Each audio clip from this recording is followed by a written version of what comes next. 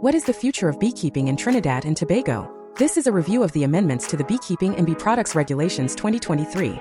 Let's see how these amendments will impact local beekeepers and the citizens of this country.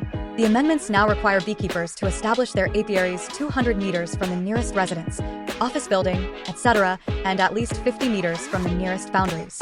Previously, there was a guideline of 100 meters. The distance of 200 meters is double what has been common practice for years. Many beekeepers will lose their apiaries and their livelihood. This will result in reduced local honey production. The amendments now include 4 offenses for which beekeepers will be fined: not installing bees in movable frames, managing an unregistered apiary, failure to report infection or suspected infection of pest and disease, importation of comb foundation without a license. A beekeeper who commits any of the above offenses is liable on summary conviction to a fine of $100,000. Why is the fine so high? The punishment for first offense of driving under the influence is $12,000 or 3 years imprisonment. Is failing to use movable frames a greater offense than drunk driving? The amendment stated that where a beekeeper fails to comply with an order, the court may order the inspector to have the hives destroyed in a manner consistent with international best practices. Why are the innocent bees being destroyed for regulations not met? Is this in keeping with international biodiversity conservation best practices? The apiary registration fee is now $600 every 3 years. There was no apiary registration fee previously. Why are beekeepers being made to pay for their contribution towards national biodiversity conservation, food security, and the realization of SDGs? On the other hand, the registration fee for importation and transshipment of honey is only $100. Why is this cost less than the apiary registration fee? Is the purpose to discourage beekeeping and encourage importation? How can a beekeeper be fined for a suspected infection of bee disease? Should this not be based on scientific data? The regulations do not provide guidance on where and how honey can and should be tested.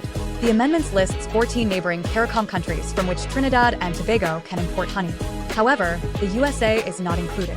Trinidad is currently importing more than 50,000 kilograms per year of honey from the USA.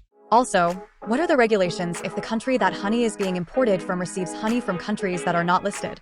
How do you prevent transshipment of honey from unaccepted countries to Trinidad? A consignment of honey imported into Trinidad and Tobago must be accompanied by an export health certificate which is issued without any testing of the honey which could contain bee diseases, pesticides, heavy metals, or other harmful pathogens.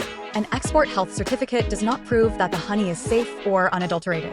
These regulations will discourage local beekeepers from beekeeping.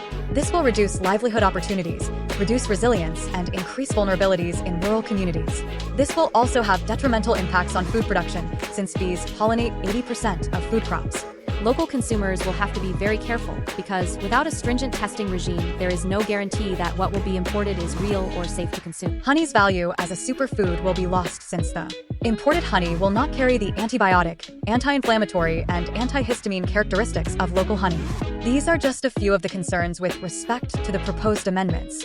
What is needed is a comprehensive review of the Beekeeping Act and its regulations. If Trinidad and Tobago wishes to continue to enjoy safe, healthy honey, then these amendments must be changed to support beekeepers, not honey importers.